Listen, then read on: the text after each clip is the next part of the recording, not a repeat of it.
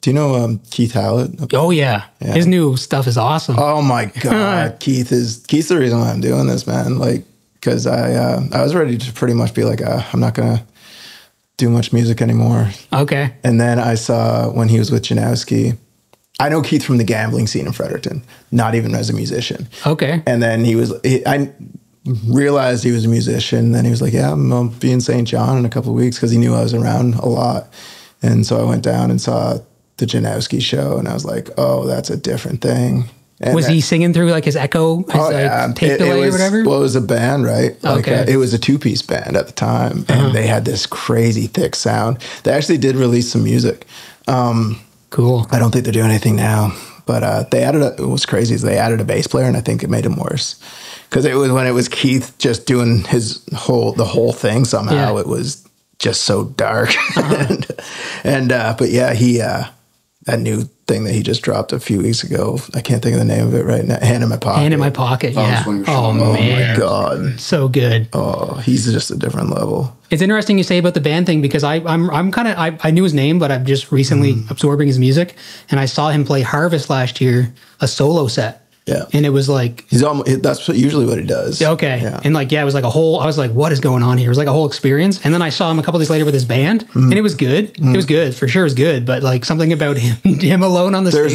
He's legit, man. Like I remember one night in his, he had this camper that he was driving around in, and a camper. Yeah, because he would play shows and stay the night in the parking lot. Okay. And I think we were in St. Andrews, and he just pulled down this old like tape recorder and was like playing me all of this stuff from the 20s and 30s and explaining how they did it. Like he's legit. Like wow. He's the real deal. He still records the tape, I think. Oh yeah, he's got his own studio now. Yeah. I haven't seen it yet. Okay. But he built a studio somewhere in Fredericton, the industrial park up there. He just did Owen Steele's stuff. Yeah, that's cool too. And, Comb. I think that's how you say it. Comb. Something like that. Yeah, he was actually there that night. He had pulled me show me the tape recorder. Oh, really? Yeah, but yeah, he's a whole different thing. Yeah, he's kind of in his own little universe. Yeah, I tell everybody, it's like, guy's like 29. He looks like a 57-year-old trucker on his last legs. Yeah, but he's like 29. But he's one of the, I don't know, I think he's a little older than that now. But he's got one of those things where his whole shtick is going to age well. You know what I mean? Yeah. And a little timeless. That's the thing is, it works better the rougher it gets, you know? Yeah, yeah. Because it's funny, when I watched that video, I did not realize that song didn't really have a drum until there's a spot in the video where he's just hitting like a cymbal. Yeah. And then I realized how sparse that actually was. Yeah, but he's able to maintain that percussive feeling, right? Like the song drives along or whatever. So strange. Like I don't even understand how he's that good sometimes. Yeah. It's mesmerizing. Yeah. And it's awesome. It's funny. He played I was talking to him one night about how there's always this drone in his music, which is basically because he doesn't have a bass player, so he's just got that old school style of he'll tune the guitar to whatever key the song is in, and then hit an open string, you know? Yeah. And he showed me his thumb one time, and it had this blister on it that was like out to there. And then it popped in the set, and there's blood everywhere. Oh, that's gnarly. Yeah. Yeah. So, okay. So you mentioned that Keith got you back into music? Yeah. I mean, I'd been around, but I had some, let's just say, issues. Mainly with alcohol. Oh, yeah. Okay. So when I sobered up, it was kind of like the whole world was different to me. Okay. And you know,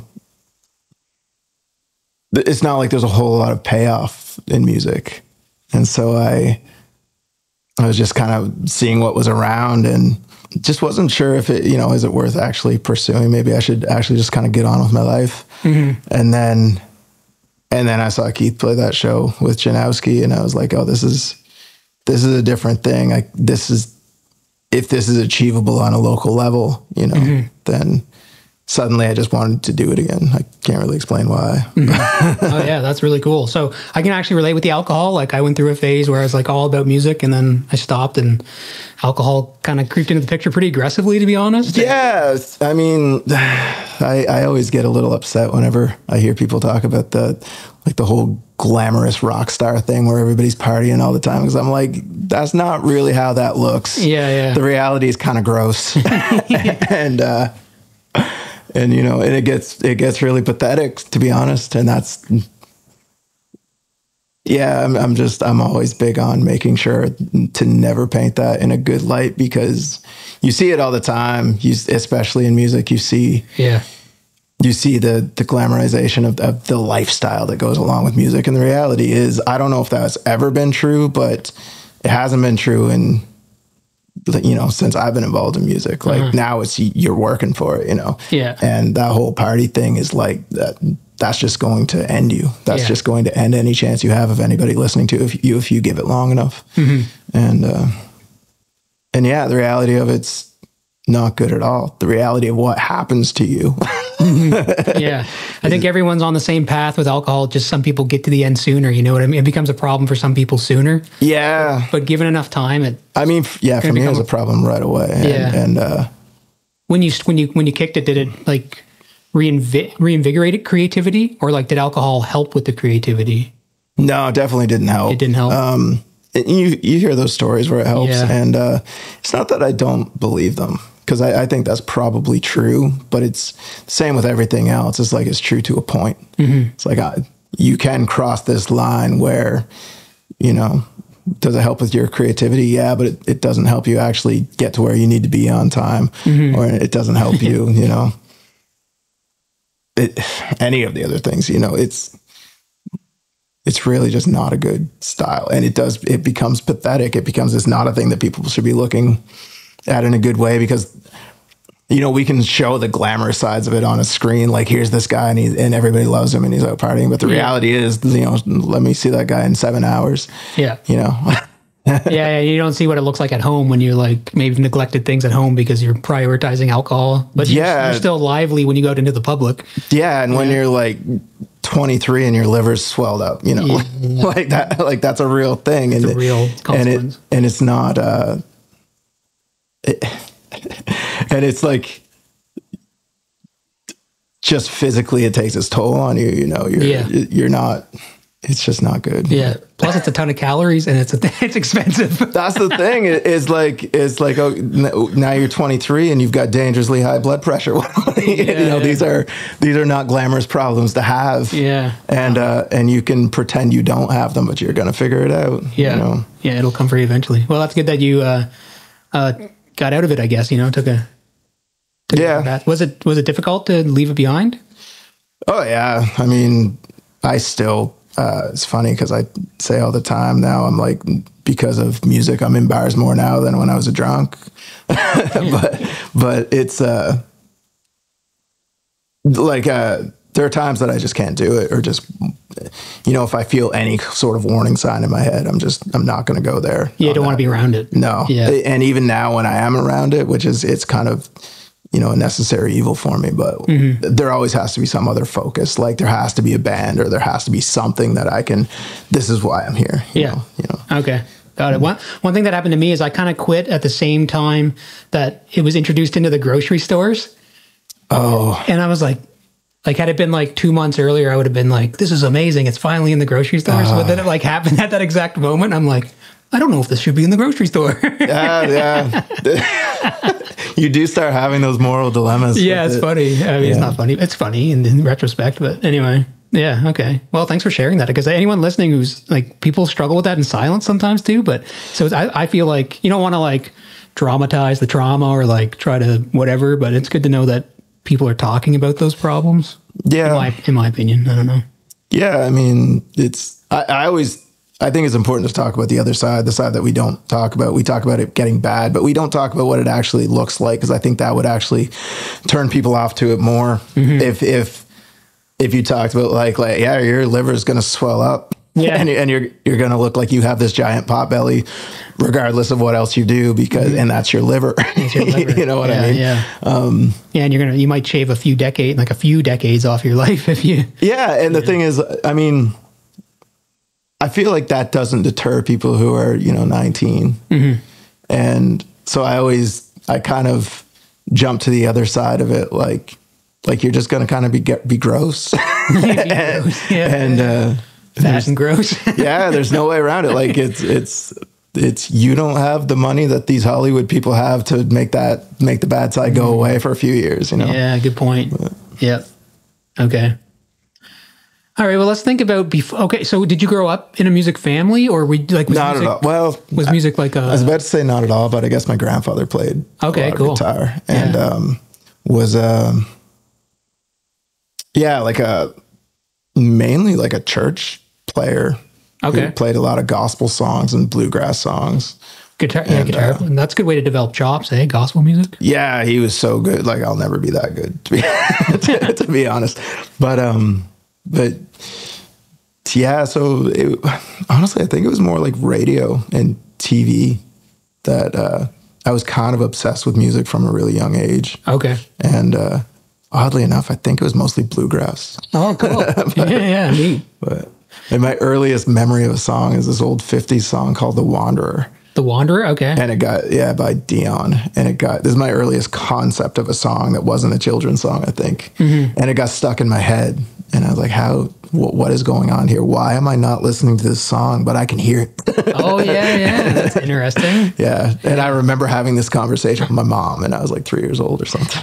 Yeah. Like, why is this in my head? Yeah. That's such a strange, that's interesting. So you like were learning about how, like, what it was because it was catchy, or was it meaningful? Like, I believe it was because it was catchy. I think I was too young to actually have a clue what it was talking about. Yeah. Okay.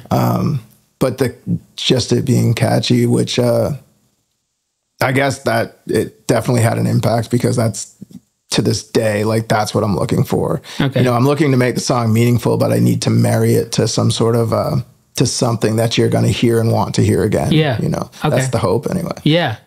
I'd say that's pretty, like, that's represented nicely, like in the EP, the very best of your 4-track EP, especially like Sick. That's a great tune. And that's like, it's aggressive. It's got good lyrics and good melodies, but it's catchy. Like, it's kind of, I feel like it's kind of, that's the hope that a lot of the stuff on the very best of were sort of songs I had kicking around and then brought them to the band, and then sort of shaped them with what everybody brought to the table. Like, I would say with Sick, the most important part of that song, there are two things. One is the drum beat. That was where we sort of found, this is what we're going to do. We're going to try to write these kind of rock songs and we're going to see where we can sneak these dance beats in. And when we realized how well it worked with Sick, we started doing it a lot more afterward. Okay. Cool. And the other story behind that song is we had the song figured out. We were set to record it. And I don't know if you know Derek Hilchey. He was with the Backstays, who are now Sunshine Industries, I want to say. Okay. And he owns the studio where we record. And we've recorded with him a few times, but he gets pretty busy in the summer. Okay. So I wanted his ear on it. So I sent the song to him just to get his notes, and his notes came back like, it's a good song, but you're going to have to do something with these guitars. Okay. And it was mainly my guitar on the song. And so like what you were playing, or the, because I'm just playing like chords, Yeah. And he suggested a little ska thing, and we put that in the back, and it changed the song. Okay. And, cool. But yeah, I will always credit Derek with making that song what it is, because I think it is one of our better songs, and a lot of that came from him. Okay. So is he someone you send tracks to regularly? Sometimes. After that, I have definitely done it since, because I really value his opinion on things. Yeah. And especially if he'll tell you what he thinks is lacking. Oh yeah, and he has no issue with it. Yeah. So that's good. That's I need that. That can be hard to find. It really is, because people are very willing to let you know when you're doing well, but you kind of need, I don't know, I guess over time I've learned to take compliments with a grain of salt, because you realize people are just trying to be nice to you sometimes. But yeah. Yeah, I mean, I can relate. Like, I mean, it's nice to send it to a buddy and they're like, "Oh, this is awesome," but like, I have two people specifically in my life that I would send tracks to because same thing. I know they'd be like, "Yeah, I don't know about this part, man. Like, you sure you want to do that?" And like, "Oh, maybe I actually." And sometimes they like will pick out the things that I'm even doubting, and I haven't told them that. Which is that's where Yeah, it's like if you're sold on a piece and they don't like it, I think you stick to your own thing. Yeah. But if you're wondering if there's an issue, but if it's going to pass through it unnoticed, and then all of a sudden people are noticing, Yeah, people pick out that issue, then it's for sure. So, would you be the main songwriter then, in terms of like I would say, the Candyheart process works? Yeah, without. Or like you come up with the initial idea, however you want to present. I guess on the very best of, we wanted to get some stuff out there because we actually hadn't been together for very long at that point, and I had these songs that I'd never used with other projects, and as we started working on them, they became a whole different thing. I would say that I write the lyrics and we'll shape the songs a lot, and people will come up with parts or whatever, and we'll try to figure out how they fit. Sorry, I'm just like we can use "Sick" as an example again, because like the drum beat is important there, and like with Lorne kind of doing that hi-hat dance beat. So is that something like he came up with and it like changed the song in the moment, or did you hear that in your head and you're like, hey, can you play something like this? A little of both. I think I said, can you play me some kind of dance beat? Okay. And so he started it, and then we started playing the song, and then he sort of morphed it into what it is over time. Okay. So yeah, and now we kind of put that on as much as we can. Mm-hmm. That specific beat. Yeah. Yeah. And then we have like that bass intro. Yeah, that we do. Yeah, sick bass tone. It's weird. The song is based on this. It was actually originally on a guitar, but I didn't know what I was doing. I just liked the way it sounded to slide up, and I didn't realize I'm hitting the octave up. Okay. I had no idea that's what I was doing. But then when we got Jason to do it, and then Jason's big on tone. He is always trying to find the right tone for the right moment. Okay. And so he found that one, and that song really just kind of, there were a lot of happy coincidences and accidents that turned that into what it is, to be honest. Okay, cool. Can we talk briefly about the video too? Because I thought the video was pretty cool with like the older gentleman kind of dancing around. Right. Like, that is Paul Evans, and it's interesting. I don't know if we can actually use this or not, but originally there was a specific guy that I wanted to do that. The video is, I had this idea that I wanted this guy to just dance the whole time. Okay. And, but the guy that I wanted is the guy who, in a previous project I had, we would play Pepper's Pub a lot. Okay. And there was a guy that would just show up in the window and start dancing. And I was like, I want to find that guy. Yeah. But then we made the video with Ian Esty, and he was like, I don't know if that guy can sign a waiver. So we went with Paul, who can sign a waiver, and was fantastic. And Paul really made that video. And I want to give a shout out to Jeff Andrusick and Ferris Casey, who were the sort of official people in that video, and they both just went all in. Okay. So they've been like actors, and this Paul gentleman was just kind of like Paul is more in the acting scene. Jeff was actually, I was in a previous band called Sonic Detour, and Jeff was the drummer from that band, and he just happened to be around, and he was willing to do it. And I did not think he was going to go that hard. Ferris has just been a friend of mine for a while. I call her my hippie friend. Okay.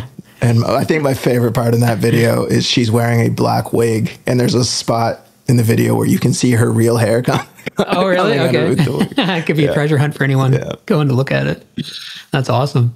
Well, that's cool. So yeah, the EP came out in 2024, right? Like this year? Early this year. We started releasing singles at the end of last year, and then put it out as an EP. Okay. First of this year, mainly so we can move on to other stuff. Because now you're working on the new record, right? Or debut full length as well. Right. I want to have it out before the end of the year, but we'll see what happens. Okay. Are you working with the same studio? Yeah, same studio. We work with Adam Dincorn. He records most of our stuff, if not all of it. Okay. Absolutely invaluable. Yeah, he's got a nice tone. Like everything's nice and yeah. And over time, like we've been working with him since the Sonic Detour days, and he's just become our guy. And he, over time you develop a chemistry. He knows how to get what we want, and he's throwing in his own ideas, and he knows the direction to take it. Okay. So. I was going to ask about if he presents his ideas or so obviously you have trust in him at this point. Yeah, I would say more and more over time. Yeah. His ideas have, been coming. I think maybe early on he wasn't sure if we wanted his ideas, but we do. Okay. And Adam's just great. Like he knows, he's just a music guy, so for me, a lot of what I'm doing is just based on feel. And so there are times when I want to do something, and then Adam will be able to kind of work out the math to figure out how to how to get it there. Does he have like a music theory brain? Yeah. Very much. Okay. Yeah. Cool. So that's nice to have because sometimes engineers they just kind of like hit the buttons and that's their job. Right. But again, it sounds like you've got people who will critique your songwriting, and then an engineer who will present.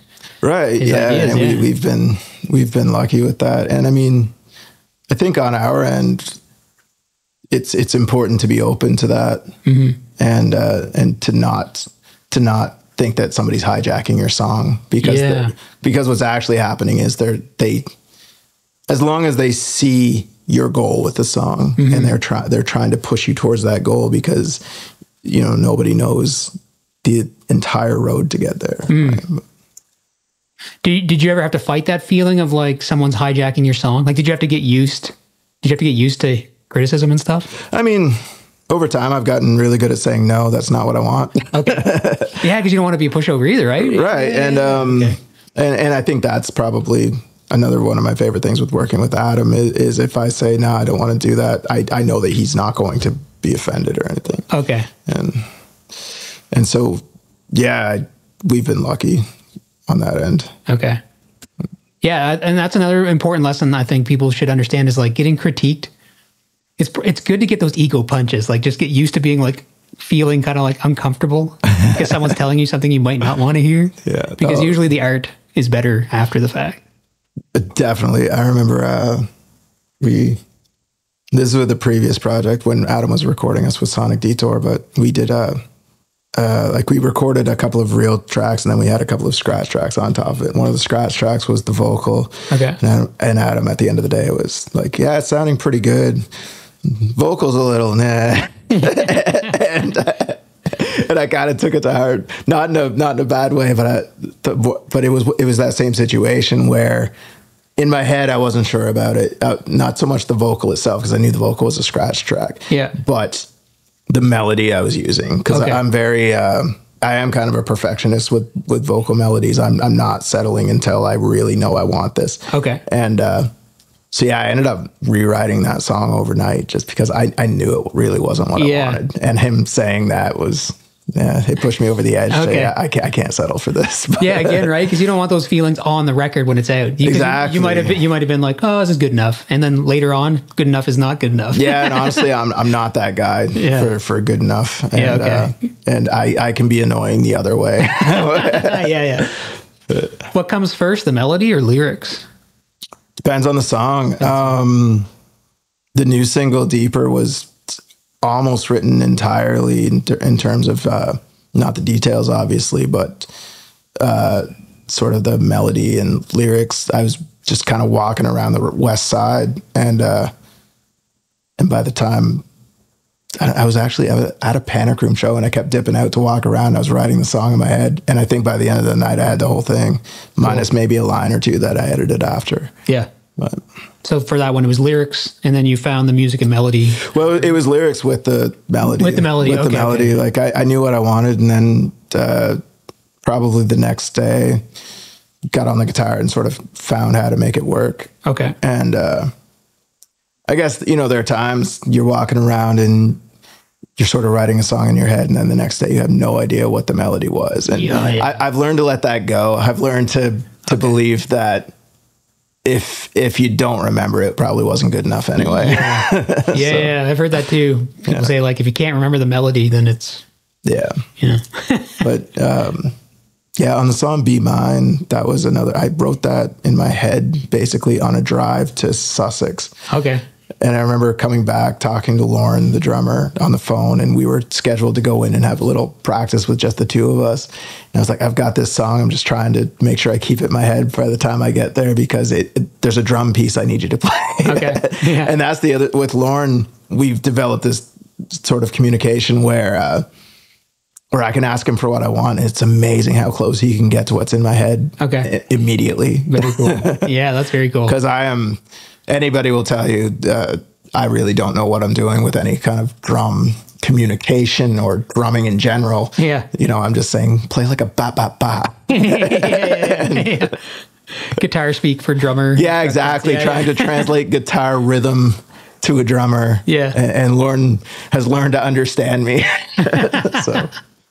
So was Lauren had you played with Lauren before? Was he in Sonic Detour? No, just very briefly. We had him come in for a minute for Sonic Detour just to help us out. Okay. But no, after Sonic Detour ended, and without disclosing too much, that was a volatile end. I don't mind saying that publicly anymore. Yeah, okay. That was a volatile ending. And I think literally 2 days later, Jason, the bass player, got in touch with me and was like, hey, I'm meeting with Lauren tonight. We're going to see if we can put something together. Okay.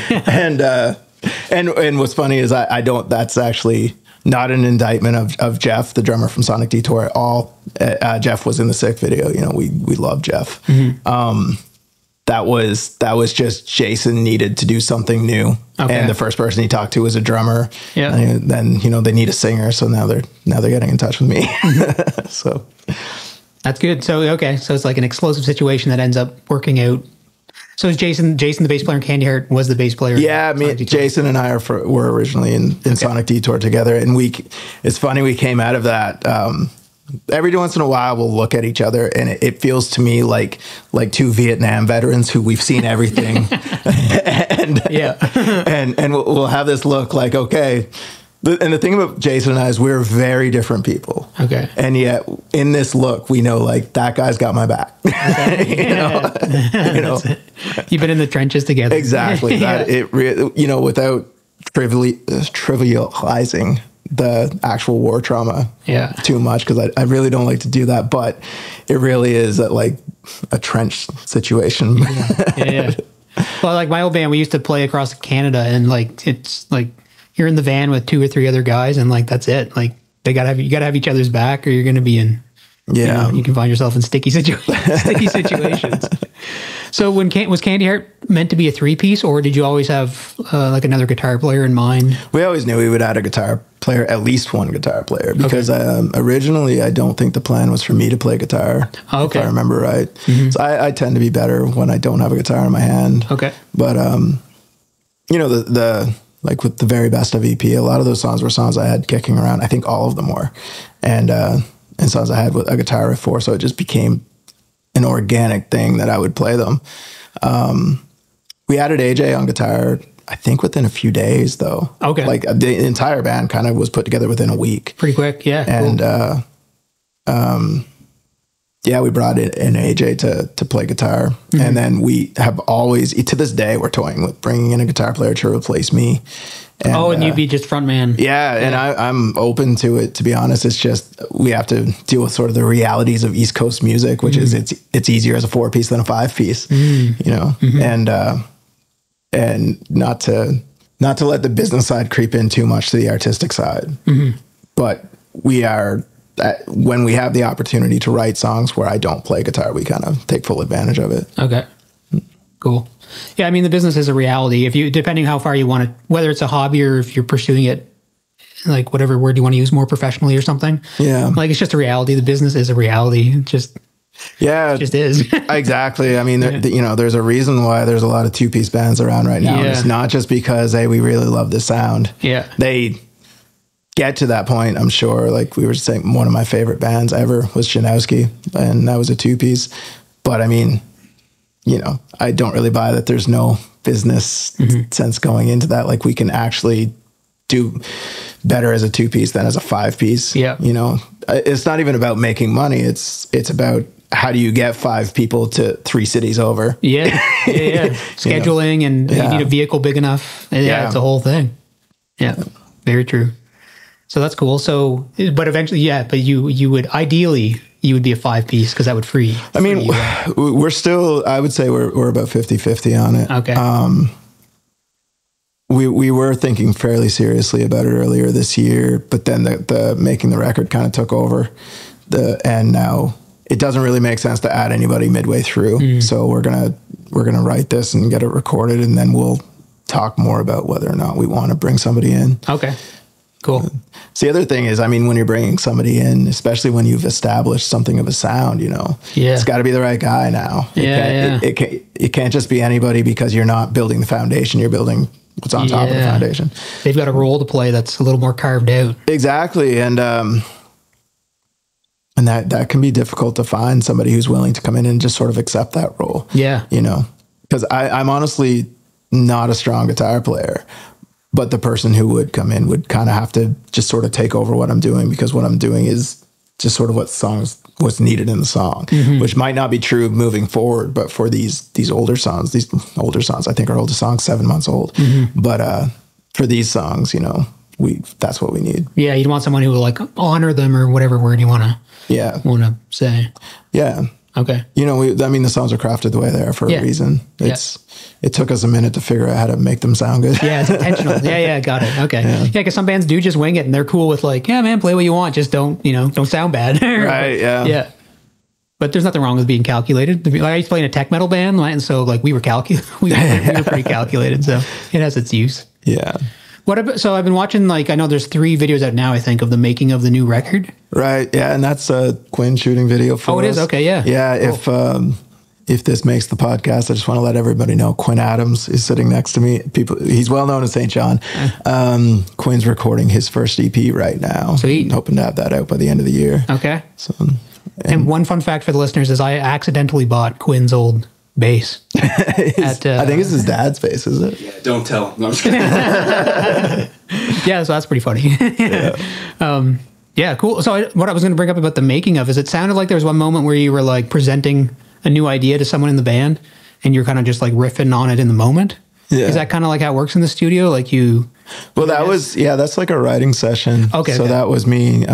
We had this song that we were kind of struggling with, I guess, and so I kind of took it home and tried to figure out how to make it work. Okay. And then I came up with something that I thought would work, and it turned out it did. And I think that's probably the moment you mean. There's a moment where I'm sort of presenting it on guitar. Yeah, because Lauren asks you something like, "Oh, are you talking about this part?" Yeah. Turn around or something. Yep, like that's that? exactly the song. Okay. Yeah. Okay. And we played it since, and it seems to work fairly well. Okay. And those are songs that we haven't recorded yet, obviously, but. Okay.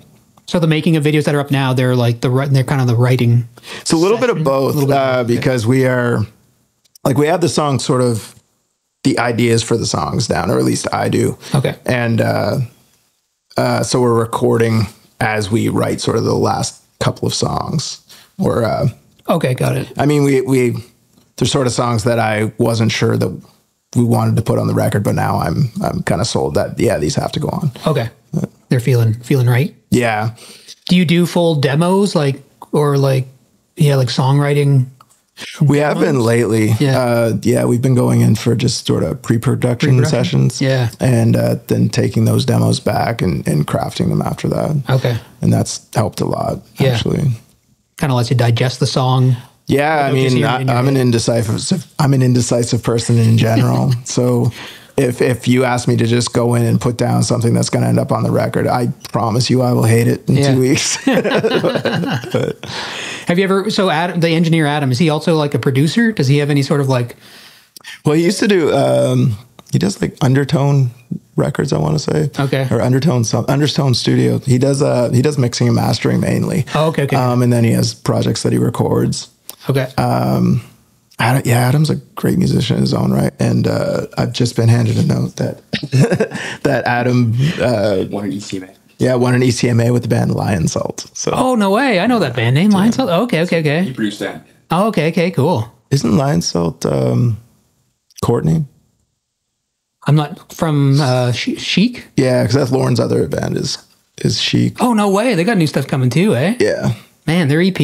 I just recently discovered their EP like a few months ago. Their older EP. Yeah. I was blown away by how just shoegazy and catchy, man. That's pretty neat. Yeah. Okay, cool. So that's good. So I was asking about Adam as a producer just because sometimes musicians or some artists need someone else to be like, no, we're done. This is how it is. You know what I mean? Like, Adam is definitely that guy for me. Okay. So like 10 takes in and be like, dude, I told you, take number 3 was the right take. Yeah, no, Adam's definitely that guy for me. I've learned to trust him. If he says we've got it, then I know he understands like where I set the bar. Okay. You know what I mean?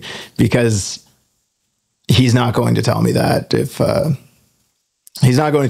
he thinks I'm not going to be satisfied with it at the end. And I'm probably harder to satisfy than most people involved in this. Got it. Okay, so he won't just say it to move on. I don't think so, because he knows that we'll have another session. He'll come back and redo it. Yeah, which does happen. That's awesome.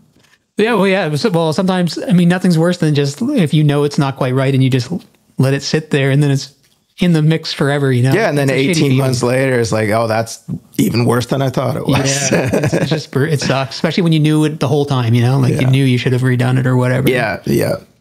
Well, maybe we should talk about so obviously the new record's upcoming, but let's talk about shows. I know you mentioned you got like a private gig opening for Winter Sleep coming up in August. August 2nd, Wasted Day. I believe that's the same day that they're playing 506. It's just earlier in the afternoon. Mm-hmm. We're going to be doing an acoustic set. Cool. This is our second, maybe third time we played an acoustic set live. Okay. So we're looking forward to it. It's probably the biggest show we've done, to be honest. Definitely the biggest name band that we've worked with. Yeah, that's a really cool opportunity. Yeah. So acoustic set, how does that work? Is it usually, does the bass player bring an acoustic bass, or is it just literally? He does now. He does. New development? Yeah, funny story about Jason. I've known Jason. It seems like I've known Jason forever. I've known Jason for between 4 and 5 years. Okay. And I believe he's owned 15 basses in that time. And I don't think that's an exaggeration. Yeah. He likes to does he turn them over? Turns them over. He's always got some new toy that he's coming up with. And lately he's playing with this bass that will tune itself down with the flick of a switch. Oh, nice. Yeah, and he's got the acoustic bass for the acoustic show we have coming with Winter Sleep. Okay. Very cool. Yeah. And would you have like hand drums or no drums when you do acoustic? No, we'll be doing full drums. Lauren's just so good. Yeah. He knows how to pull it back. Nice. And dial it in. Dynamic control. Yeah. I mean, we've done one before, at least one. I believe one. We did one in Fredericton for sure. Okay. And it seemed to go really well. So we were looking forward to doing another one. And then this opportunity came up. Yeah. And they wanted us to do acoustic. So sweet. It's a good chance. Did you have to rearrange the songs at all for acoustic, or does it carry over pretty? Less than we were expecting. Okay. Because, a lot of the songs are heavier. Yeah. And strangely enough, the heavier songs seem to carry over Interesting. quite well acoustically. And I think that's because, honestly, a lot of the songs were written on an acoustic. So, when you make them heavier, you're adding something. But when you take that away, the song is still there. Okay, cool. Yeah, that's a good point. If you're writing it on the acoustic, that foundation's kind of there. Yeah, and it never goes away. Yeah. And we're not overly dependent on effects or anything anyway. So it's interesting that we're not dependent on effects, because we found that out when we stripped down to acoustic. Yeah. We really weren't sure how it was going to work. But the song still feels solid, song's there. Do you think you'd ever do an acoustic record? I would like to. I'm not sure if anybody else would, but I love acoustic music. Yeah. Yeah, it's a different vibe, especially if that's kind of like how the songs form anyway originally, like acoustic songwriter type thing. Yeah. I mean, it's strange because it feels like we've been a band forever. And the reality is we've been putting out music since something like November. Yeah, okay. That's not long. And we were together a couple of months before that, It's happened fast. So I hear that, I'm thinking about this, an acoustic record. Could we do that? And it's like, yeah, I'd really like to. But then I have to be conscious of the reality. Like, we haven't even established an electric sound yet. Okay, gotcha. Yeah, well, that'll be coming with the new record. Do you think the new record will be out this year? My hope is I would love to do an EP and a record in the same year. Okay. And January, December type thing? Yeah, basically. I was hoping for earlier, to be honest. But we got delayed a couple of times just because we had live shows that piled up on us unexpectedly. But yeah, I think December is probably still very doable. Cool. What yeah, we have a lot of, we're fairly ambitious on the writing side. You know, I want to work a lot with video more toward the end of the year. Okay. Like music videos? Yeah. Quinn's going to do one for us shortly. Cool. And we're working again with Ian Esty toward the end of the year. We believe I have some ideas that I want to see if we can make happen, and we'll see if they're actually realistic as we go. Like concept music videos? Like basically we have a big one that we're planning. I don't want to talk too much about it because there's a good chance it just won't happen. Okay. Yeah. But the plan is there. If you say it here, it has to happen. If you say people say that, but then they'll find I have a long history of saying things that either were just dead wrong or it didn't don't come to be. Yeah, that's cool. All right, well, that's exciting. So, so are there any? So, I mentioned the Winter Sleep show is private, but are there other shows coming up that the general public will have access to? We are playing with a band called ZZ Top, which is a ZZ Top tribute band. Appropriate name. August 9th at the Phoenix in St. John. Okay. I actually really like playing at the Phoenix. It's hard to get people out there, but it's a great room. Is that the dinner theater place? Yeah, once upon a time. I guess they're kind of trying to rebrand it now, but I feel like I can't really speak to that because I don't know the details. I'm in the dark on a lot of that stuff. Okay. I just go in and play, and I like the room. Yeah, cool. Well, it'll probably be a pretty good crowd if it's like a tribute bands do well, right? Yeah, people love that music. And you guys will fit right in. Like nice way to kick it off to get the energy going right away. You know, nice. That's an important aspect of an opening band is to kind of get the vibe right. Yeah, I guess. And I mean, as subdued as I am in this sort of setting, I do tend to go off a little bit on stage. So I can't make any promises to be nice. That's awesome. So that's all. Any out of town gigs? No, we not. Right now, we played a lot of out of town gigs leading up to this. We did Charlottetown less than a month ago, I think, and Dartmouth a couple of times. But yeah, when we had the Winter Sleep show and the ZC Top show kind of came out of the blue. But other than that, we really wanted to take some time to make sure we got some writing done and to finish this record. And so within a few days, we're probably going to be trying to make sure we have some stuff coming up toward the end of summer. Okay. But yeah, it's been a little bit on hold, I guess. Well, writing and recording's an important stuff. I mean, honestly, recording for me that's always the priority. Okay. Like my whole goal in this is I just want to make a catalog of music. Yeah. And I play live shows. This is going to sound terrible for anybody who I'm going to say you should come see us live, but I play live shows because I want people to listen to the recordings. If I thought I could do it without the live shows, I could take them or leave them. Okay. So I'm kind of shy in real life. I'm very private, but it's a necessary part of the industry. Yeah. And so I've learned to work with it. I've learned to make sure that I'm good at that part, all I can say is I'm really not this subdued guy when I'm at shows. Yeah, step it up. Well, it's kind of like you're putting on a show, so you kind of probably get into a different headspace, right? Like, yeah, and it's honestly not the most positive headspace. It's not good at all. You need it to be a little dark. Like, yeah, I have to. The only way I can describe it is I have to put myself into a sort of fight or flight mode. Like I have to legitimately not care what anybody in front of me thinks. Okay. And once I get there, all bets are off. Interesting, and just go for it. Yeah, fight or flight mode. That's an interesting way to think about it. Do you try to mimic that when you're recording vocals, or is it a different approach? Not really. It's a bit of a different approach. I'm trying to get into the headspace of whatever the song is. Okay. Really. Yeah. Because the thing about the live shows is I've heard a lot of people say it's like you play a character, and honestly, the harsh reality is that's not true at all. It's just a bit of a different side of my personality that you kind of got to keep on a leash. Okay. But yeah, with recording, it's a lot more just trying to find what the song is about and getting into that space for a minute, which is also not always the best space to be in, to be honest with you. Yeah. That's always a debate in the artistic world is like how dark or how deep and dark and struggled do you have to be to create. Right. I don't believe you have to be at all. And this is, again, where I go back to the idea that we've glamorized certain things that are really not glamorous at all. Yeah. And I believe in just being authentic with it. And it sometimes it's going to take you to dark places and sometimes it's not. There's nothing worse than going to those dark places when you're actually not there, you know? And just faking it basically. Yeah. Just knowing like this is what people want to hear. But I somebody told me one time, I think it was Corey Bonnaby, told me that if you don't mean it, they're going to know, like on the record.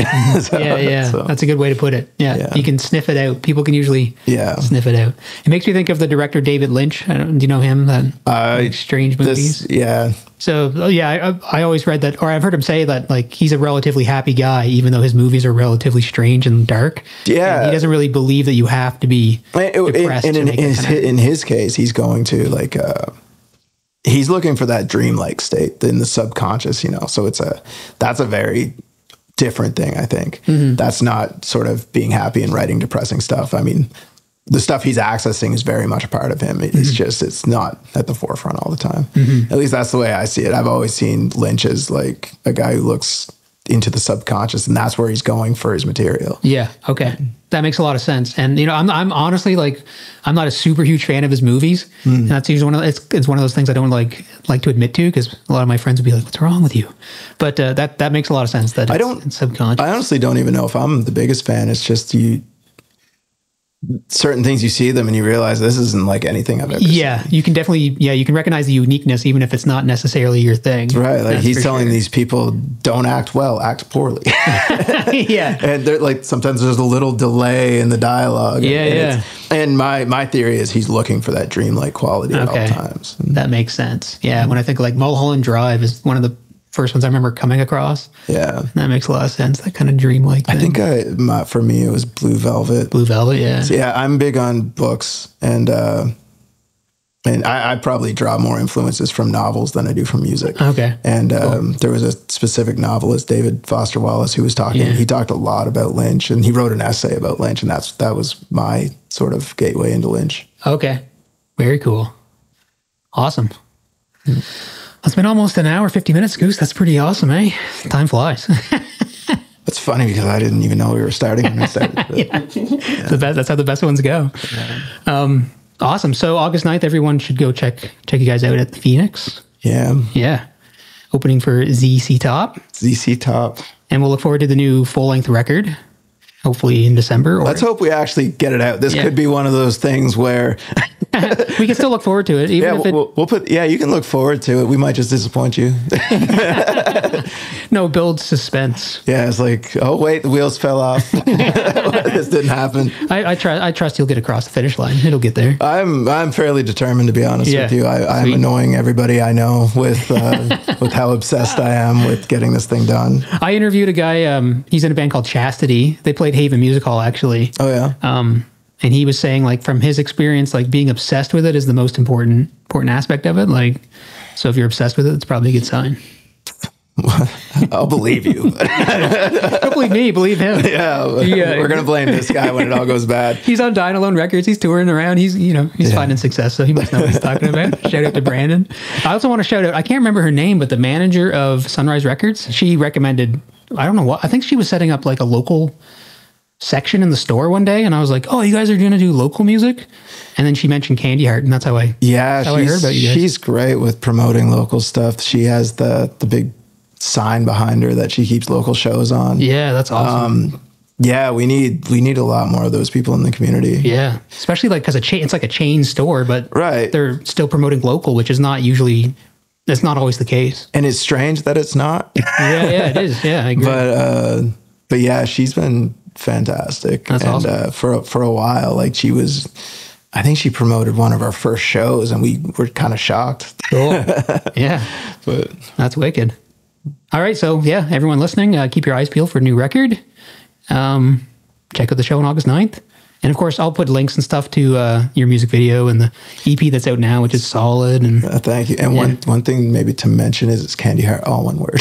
Candyheart, one word, yeah. Candyheart, all one word. I feel like people do struggle to find us a little bit, probably because they're putting the space in, and we're not well enough known for just to pop up in search. Okay, Candyheart, Candyheart, one word, and that's the find you on the socials. Yeah, find us on the socials and don't judge us too harshly by our weak social media game. I believe social media is the actual biblical devil. Oh, man, I hate the social media game. Yeah. It's brutal. Maybe you have to do a little bit of it these days, but the music, you want the music to speak for itself.